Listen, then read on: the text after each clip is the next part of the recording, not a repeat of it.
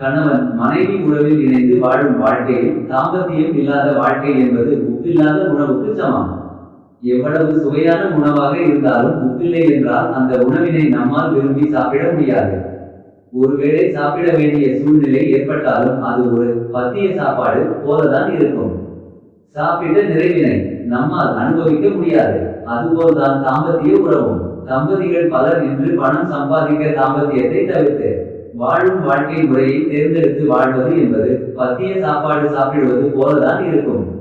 அன்பையும் மகிழ்ச்சியையும் பகிர்ந்து கொள்வதற்கு பல வழிகள் இருந்தாலும் அந்த மகிழ்ச்சியையும் அன்பையும் அதிகரிக்க செய்வதில் உடலுறவுக்கு முக்கிய இடம் உண்டு. குறிப்பாக கணவனும் மனைவியும் ஈருடல் ஓர்வீராக நெருங்கி பழகவும் அந்நியோன்யத்தை அதிகரிக்க செய்திடவும் உடலுறவு மிக பெரும் உதவியாக உள்ளது. திருமணம் ஆன ஆரம்பத்தில் கவர்ச்சி, வயது, தனிமை போன்ற பல்வேறு காரணங்கள் அடிக்கடி உறவு வைத்துக் கொள்ள தூண்டும். நாளடைவில் குழந்தைகள் வந்து போதுமான தனிமையும் கிடைக்காமல் போகும்போது இயல்பாக உறவு கொள்வது தள்ளி போகும். குழந்தைகள் சற்று பதிந்துள்ள வயதினை எட்டும்போது பசங்க வளர்த்திட்டாங்க என்று உறவினை தவிர்ப்பவர்களும் உண்டு. சரி, உங்க துணையோட நெருக்கமா இருக்கும் போது இதை எல்லாம் நோட் பண்ணி திருக்கீங்களா?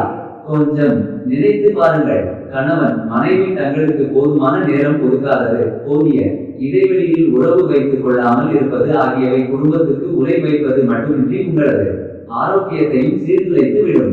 நீண்ட நாள் மகிழ்ச்சியாக வாழும் தம்பதிகளை உற்று நோக்கினார் அவர்கள் மனது மட்டுமின்றி உடலாலும் அடிக்கடி ஒன்றிணைந்தவர்களாக இருப்பார்கள். உடல் ரீதியான தொடுதல் இல்லை என்றால் உறவில் உள்ள அன்பும் காதலும் சிறிது காலத்திற்கு பிறகு இறந்துவிடும். உடல் ரீதியான உறவு நமக்கு சொல்லித் தருவது என்னவென்றால், வாய்ப்பு கிடைக்கும் போது உங்கள் துணையை அணுகி ஒரு முத்தம் அல்லது அணைப்பின் மூலம் அவர்களை மகிழ்ச்சியாக உணரச் செய்யுங்கள். ரொம்ப நாள் வாழணும்னு ஆசையா இருக்கு, ஆனா இந்த டயத்தில் எதுவும் ஃபாலோ பண்ண முடியலன்னு சொல்றீங்களா? நீங்க அடிக்கடி உங்க துணையோட உடலுறவு வச்சுக்கிட்டா ரொம்ப நாள் வாழலாம் என்பதுதான் உண்மை. அப்படி வாழ்ந்தால் மருந்து, மாத்திரை, டயட், விருப்பமில்லாத சாப்பாடு எதுவும் தேவையே இல்லை.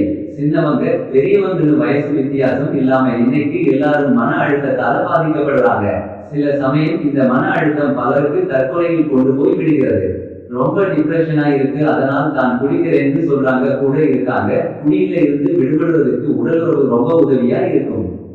ஆனால் இது நிறைய பேருக்கு தெரியாதுன்னாலும் உடல் மற்றும் மனம் சார்ந்த நெருக்கடிகளை குறைக்க இது ஒரு சிறந்த வழி என்பது நிறைய பேருக்கு தெரிவதில்லை. தாம்பத்திய உறவில் இணையும் போது இரு மனமும் சம்மதத்துடன் இணைவதே சிறப்பு. குறிப்பாக உறவில் ஈடுபடும் போது ஆண்மை, கட்டுப்படுத்துதல், கட்டாயப்படுத்துதல் போன்றவை சமநிலையில் இருப்பது நல்லது. அப்படி இருக்கும் பட்சத்தில் நம் வாழ்க்கை மிக மகிழ்ச்சிகரமாக இருக்கும் என்பதே உண்மை.